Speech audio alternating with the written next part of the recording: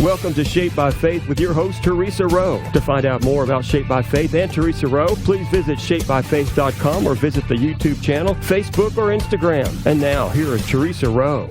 Welcome to Shaped by Faith, where we shape our bodies and hearts for God's purposes. My guest today is Chris Joslin. He is the Executive Director for the Bluegrass Music Hall of Fame and Museum in Owensboro, Kentucky. He is also a professional bluegrass musician. Welcome to Shaped by Faith, Chris. Well, thanks, Teresa. Thanks for having me. Absolutely. You've not been on before, and I'm so glad that we are here today talking about the bluegrass. And I would love for you to share with us the history and the story behind the bluegrass music and who Bill Monroe is. And believe it or not, maybe some people may not know who he is and why he's called the father of bluegrass music. Well, it's a great story for us to tell here in Western Kentucky because, you know, bluegrass music isn't just something fun that we play here in Kentucky, but bluegrass music is from Kentucky. And a lot of bluegrass music is about Kentucky, and it has everything to do with the gentleman you mentioned, Bill Monroe. He was born in 1911 in Rosine, Kentucky, in Ohio County, just south of here. And he was a musician, but not just a pretty good musician. He went on to be an early star of the Grand Ole Opry. He was so innovative that he created some sounds in the early days of commercial country music that were so compelling and so emulated that he really became known as the father of bluegrass music. The name of his band was the Bluegrass Boys, Bill Monroe and his Bluegrass Boys, because he wanted people, regardless of where he was playing music, to know he was a proud native of the state of Kentucky.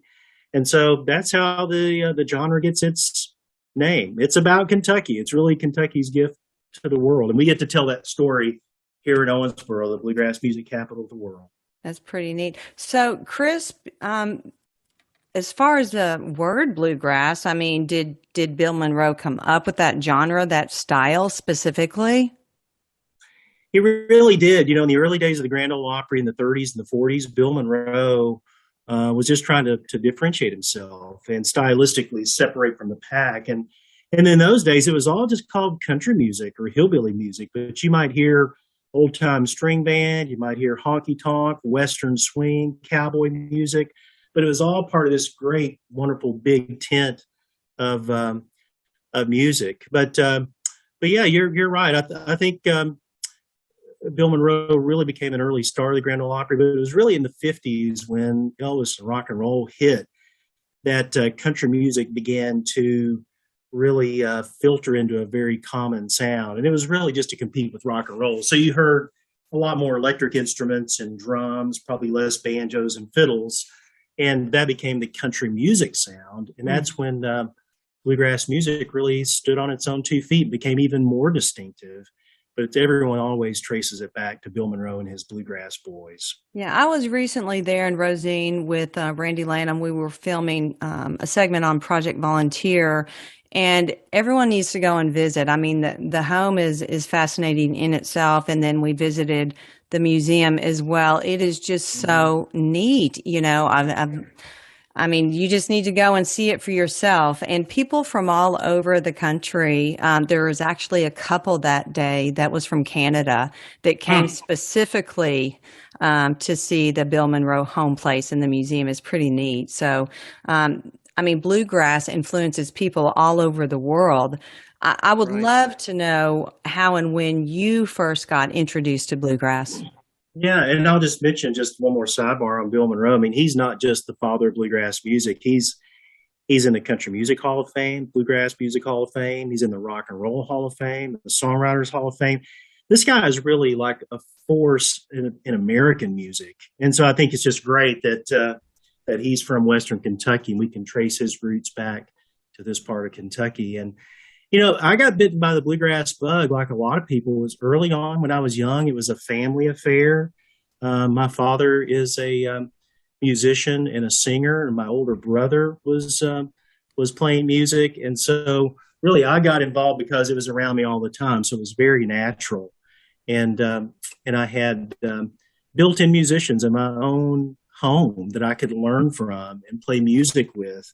And so it definitely is a family affair. It was in those days when I first started as a 9, 10-year-old, and it continues today. I still play music with my father and my brother. In fact, we played at Rosine, Kentucky, at the barn in Rosine just about 2 months ago when they were up visiting from Tennessee. So that's how I got involved in Nice. music and bluegrass in particular. And that's a total gift from the Lord because I can't play at all. And Randy has tried to teach me. I'm like, don't even. That is a gift from the Lord, being able to play a musical instrument and sing. So I understand you toured with the Bluegrass Band right after you graduated from Belmont University. So tell us what that experience was like for you. Yeah, so I've always played a lot with my family band growing up, but I did meet some young musicians my age when I was in college. And at first it was just fun, and we played locally in Nashville and went to Belmont University. And some of these guys went to Lipscomb University, which is near Belmont in Nashville. And we had so much fun that after we graduated, we decided, hey, let's dig in even more and see what we can do with this. And such a great experience. In fact, I'm still friends with all of those guys, but we've made several records, and we got to tour for several years, playing a lot of big bluegrass festivals and other events. In fact, we played Friday After Five way back in the day with that band in the early 2000s. And so I just enjoyed that. There was a lot of camaraderie around that, and a lot of creativity around that, and I wouldn't trade it for the world. Like I said, for me, bluegrass music is a lot about the community and the relationships and the friendships. And so out of that band came just lifelong friendships that I still enjoy to this day. It's wonderful. So, Chris, what instruments do you play, and can you talk about the instruments that are used while playing bluegrass music? Yeah, so bluegrass music is typically all acoustic and involves a guitar, mandolin, banjo, fiddle, bass, and sometimes a dobro, which is a slide guitar. And those are typically the instruments that make up a bluegrass band. And I started by playing banjo. But you'll find in bluegrass music, people just musicians have a real curiosity. So my brother played guitar, mandolin, so I began learning some about those instruments from him. I picked up the dobro in college as well. And so really I can play a little bit on all the bluegrass instruments, but I probably consider myself a banjo player first and foremost. That's my first instrument. So when I think about music and process it, I'm always processing it. My translator is always a 5-string banjo, but I certainly enjoy all of them. And it's a lifelong learning process. You never stop learning, and there's always new instruments to learn and new songs to learn, new people to meet. So it's an endless journey. And I think that's one of the things that keeps me so interested and so engaged with the music. Yeah, and it's so good for the brain, Chris. It's like you're exercising your brain the whole time you're playing. And I understand that the banjo is very difficult to learn. I heard that it's one of the hardest acoustic instruments to learn on. And so you are really challenging your brain, although it comes natural to you. So you're going to live a long, long life, clear-headed. So everyone needs to pick up the banjo and try it, right? I should try. Goodness. Well, I think so. And from a relationship standpoint, I think it works in my home because we have a bonus room. And so I can do all my banjo practicing in the bonus room and not disrupt everyone else in the house. But no, it really is fun. And, even during COVID, I wanted to make good use of my time early on in the pandemic when we were all deep in the shutdown mode. And so my father plays harmonica, and he'd give me a few harmonicas as a gift 10 years ago, and I never did anything with it. So I thought, I'm going to make good use of my time. So for the last year and a half, I've really been working on harmonica. Not that I want to be a harmonica star, but it's just so much fun to learn a new instrument. And like you say, it probably keeps you occupied. It does. And that's a fascinating instrument, the harmonica. I mean, it really is. My grandchildren, actually, we used to have some harmonicas in here, and I actually hide them from them, Chris, because they get really loud. We're going to take a really quick break here. So when we come back, we're going to hear more from Chris Joslin on Shaped by Faith. Everyone stay tuned. Welcome to Shape by Faith, where we shape our bodies and hearts for God's purposes. Chris Joslin is my guest today. He's the executive director for the Bluegrass Music Hall of Fame and Museum in Owensboro, Kentucky. And people from all over the country and the world come to the Bluegrass Museum. We're going to hear all about it. So, Chris, Owensboro, Kentucky is considered the Bluegrass Music Capital of the world. That is huge. So, how did Owensboro acquire this title?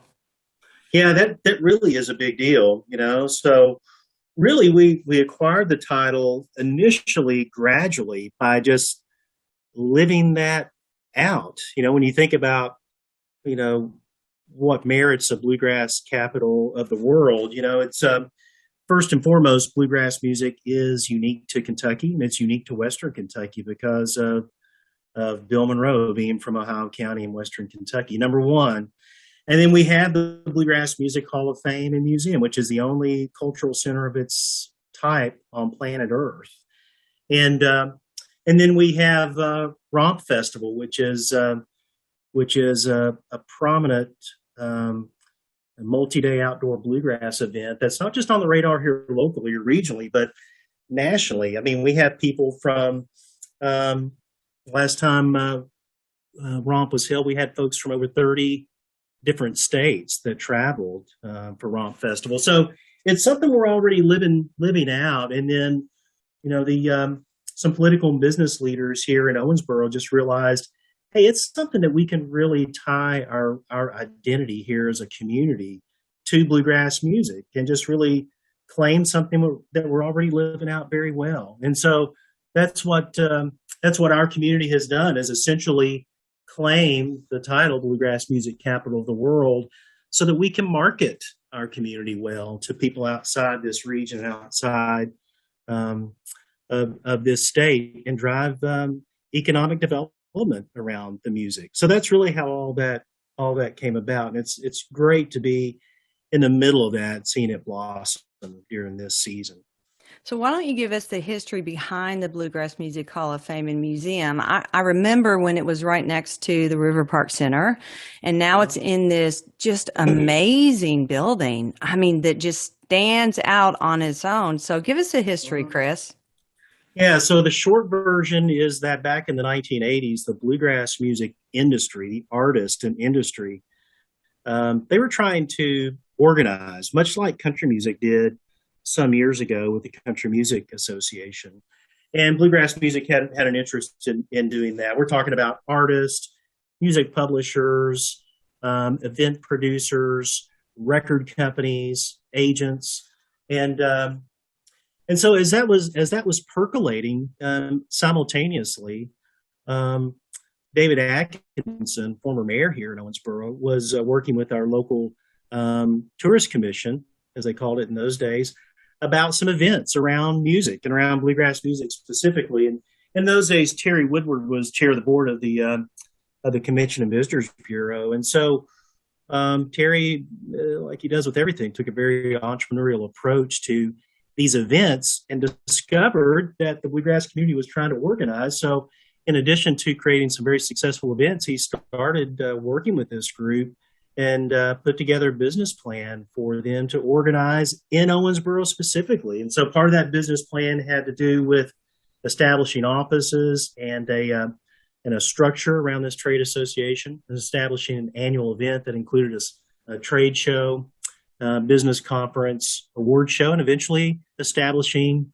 a museum and a Hall of Fame. So that was all really the brainchild of Terry Woodward and a lot of other people coming alongside to make all that a reality. Today, the International Bluegrass Music Association, that was formed in the mid '80s, it now resides in Nashville, and but the Hall of Fame and Museum stays here. Two separate organizations, but certainly connected at the hip and linked together and working very closely together. So that's the story, and it was really about 5 or 6 years ago that Terry Woodward again got involved with the state of Kentucky, and then fiscal court, Davis County Fiscal Court, and the city of Owensboro to create what you see now at 311 West 2nd Street, which is this great building with, again, the idea of creating an economic driver around the music. And So that's the short version of the journey. But it's great to see how that plan is really unfolding as it was always intended and really blossoming now. Well, I've heard you say that the job that you have right now is your dream job. So I would love to hear what led you to Owensboro to take on the position of the executive director. Yeah. Well, I read a book one time talking about career planning and strategies, and I'll never forget a phrase that book author said. Sometimes you need to fall in like with your job, and you need to treat all your job opportunities as an opportunity to build skills for your dream job. And looking back, I think the Lord really was directing my steps because, again, this is the only job of its nature on planet Earth. And there are a lot of people who love bluegrass music just like I do and have a strong business background. So the door opened because a good friend of mine where I lived in Middle Tennessee was on the board of the Bluegrass Music Hall of Fame and Museum. And they were in search of an executive director here for this next phase. And so really it was through personal relationships that led to getting to know Terry Woodward and other members of the board of directors. And when I came to Owensboro, fell in love with the town and fell in love with the vision for the Bluegrass Music Hall of Fame Museum. And it was such an easy process, an easy transition. And I just felt the Lord, his hand in that, just so many confirmations every step of the way. And, as you get older and more mature in your faith too, I tend to not want to force things. But I really do want to be in the center of God's will, and I want him to direct. So I was definitely asking the Lord to lead in every aspect of transitioning here, and was perfectly willing to do something else if the door closed, but it never did. So I just I appreciate the opportunity that I've had and all the relationships that have come as a result of taking this role, being here in Owensboro. Well, God definitely gave you divine connection there. He knew that this was a job for you and the fit. And totally amazing, Chris. He picked you out of everyone in the whole world. I mean, that is awesome. I know. Of all the bluegrass nerds, yeah, I jokingly tell my friends that they were looking for a banjo player with an MBA, and I knew the other two people couldn't relocate. So by process of elimination.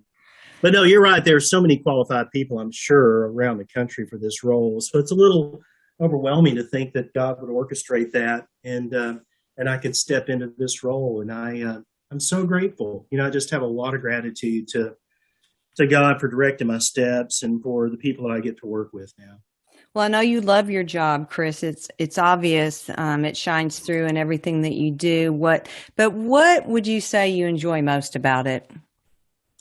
So the thing that I enjoy most about my job and about bluegrass music in particular is the community around that. And I think it's totally unique to bluegrass music. And I think that's why people are so drawn to bluegrass, because it's not really about the fiddles and banjos. Yeah, that's in the middle of it, but it's about the people that come together around this music. There's a culture of learning and of sharing and passing this down and working with each other on the music. So it's not solely about performance and entertainment, but it's about connection around the music. Mm-hmm. And I love that. I love the relationships. I see that play out in our building every day. If you come visit, you'll notice the first exhibit is called the Picking Parlor. And it's just that. It's a wall of instruments, pro-level instruments that we encourage people to take down and make a joyful noise with that. And so any given day, morning and afternoon, there are musicians in there playing music. And when I'm able, I walk through there as much as I can, and I'll pick up an instrument and connect with people as well. And I think it's transformative. Listening to music is one thing, but participating in music just brings joy. And I love being a part of that. Absolutely. Okay, we need to take another quick break right here. So we will be back with more Shaped by Faith and Chris Joslin. Stay tuned, everyone. Welcome back to Shaped by Faith, where we shape our bodies and hearts for God's purposes. Chris Joslin, the Executive Director for the Bluegrass Music Hall of Fame and Museum in Owensboro, Kentucky, is going to give us a tour. Even though it's audio, Chris, give us a tour. Yeah, no, but sure. And I will say you can go to our website at bluegrasshall.org, and I give a video tour there. You can access that from our website. But as you enter, you'll come to the left-hand side of the building where you'll enter into a great museum store. We've got a lot of music, a lot of items that are unique to Kentucky and bluegrass. But then the first thing you see is our first exhibit, the picking parlor, where you make a little music. And then the entire first floor is really roughly a timeline of bluegrass music. And it's not just about bluegrass, but it's really about what was going on in our country during these different eras and maybe how that impacted the music for better or for worse. Mm-hmm. But it's really interesting with great artifacts and images, and it's just a really compelling story. And then and it ends with the modern era, which highlights all these great artists that you might see at Romp Festival, for instance. And then on the second floor is the Hall of Fame exhibit. That's where all the Hall of Fame plaques are. And it's really stunning. We have exhibit cases there, too, highlighting artifacts from many of these Hall of Fame members. We have a video oral history archive that you can sit down, not only learn about these artists from their plaques, but even the ones who have passed away, you can sit down and listen to full-length documentary-style interviews with many of these artists. So hear their story in their own words, which is incredible.